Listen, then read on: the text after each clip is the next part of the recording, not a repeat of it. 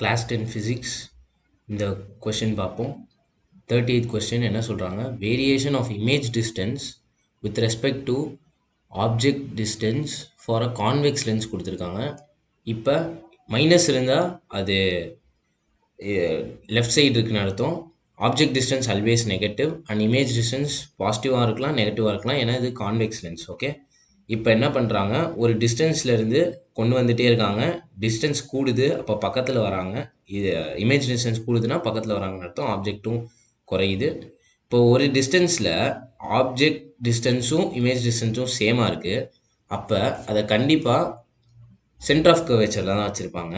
Centre of curvature is equal to 2r which is equal to 2f is equal to image distance 50. அப்போ f is equal to 25. Okay,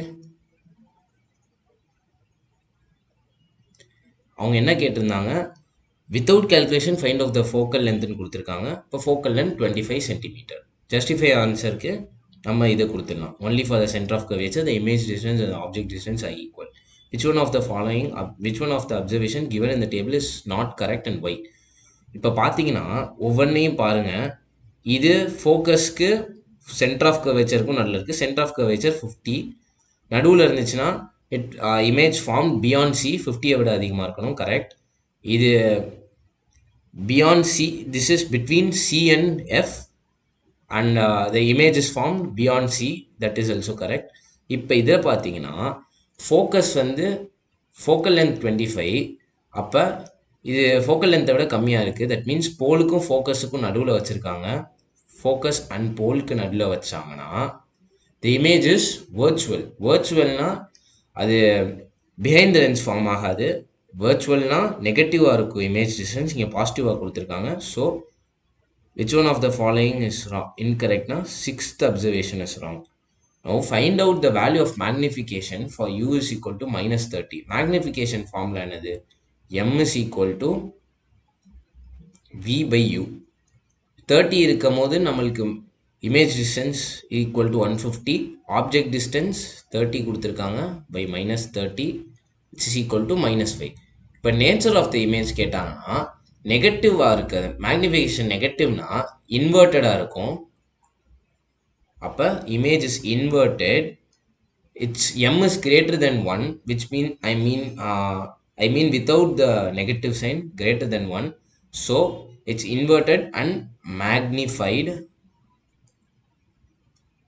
and it's a real image. Okay, now analyze the data given in the table above and draw the label diagram for u is equal to -30. இப்போ convex lens வரைகிறோம். Okay, principal axis, இது focus, இது போல்.